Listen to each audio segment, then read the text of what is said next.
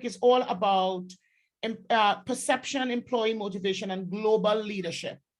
Okay. Now, I remember interviewing someone, I think you probably know him. I think it's Dr. Mohammed. I think it is Dr. Mohammed. I think you know him as well. And he was on the summit, your summit. And we talked about global leadership. And he talked about this not being a leadership as it pertains to the employee and the leader, but inclusive leadership. He talks a lot about that. What is your take on this whole thing with perception, employee motivation, and global leadership? Because I know there's so much around that topic today. So tell us. Yes, so basically, Dr. Diane Hamilton and we did a research in the field of perception, and we were studying which variables impact your perception, which mechanisms are actually influencing your perception mechanisms, and ultimately how that connects to your leadership skills. Perception actually impacts all of your life. You know, every single layer of your life is impacted by your perception. As I'm talking, your audience is processing this info, and they're making, you know, certain opinions pertaining to me, maybe you, this summit, and our engagement.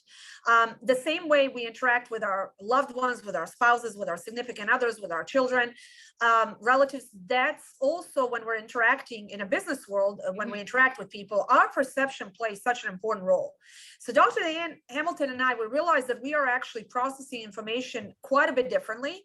And that was as a result of our perception, the way we perceive things. Right. Therefore, we focused on studying perception. Why? In order to get the employers, first and foremost, to understand the perception mechanisms of their employees, in order to make sure they're communicating properly and to make them more effective. Well, give us an example. Give us an example. Give us an example of what some of the things you and Dr. Diane found out. Well, for example, the way the book came about, the way our research came about, Diane and I were on the receiving end of the very same message, actually. It was actually a meeting in which we were told that big change is coming. Some of us may not like the change. Some people have more responsibilities. That was the message. The message was identical. We were actually in the same meeting area at the time. I walked away with the notion of we're getting fired. She walks away with the notion of we're getting promoted. Now, this is the very same message. Wow.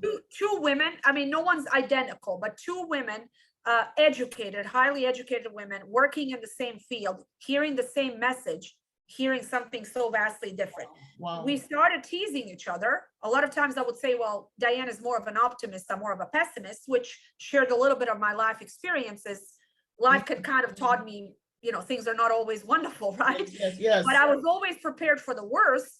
And we were starting to go through what things impact perception.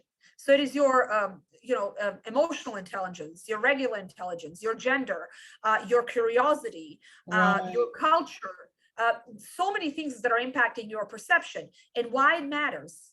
Well, for the leaders of the company, it matters quite a bit. If I'm going into a conference room with one particular message, and I want all of these people currently in Zoom to follow me. One message. Well, yeah, one message. What if I get 34 perception of what I'm trying to say? We're not going to be effective as a team. So the perception book was done. We were basing ourselves on, on that concept of you will never get two individuals to have a completely aligned perception. I mean, that is not our goal, but can we align it to the extent possible, as close as possible to that fluid concept of a business reality? That's the bottom line. That's what we ventured out to do. And that's why we have the perception index, where employees are first assessing where they stand with their perception.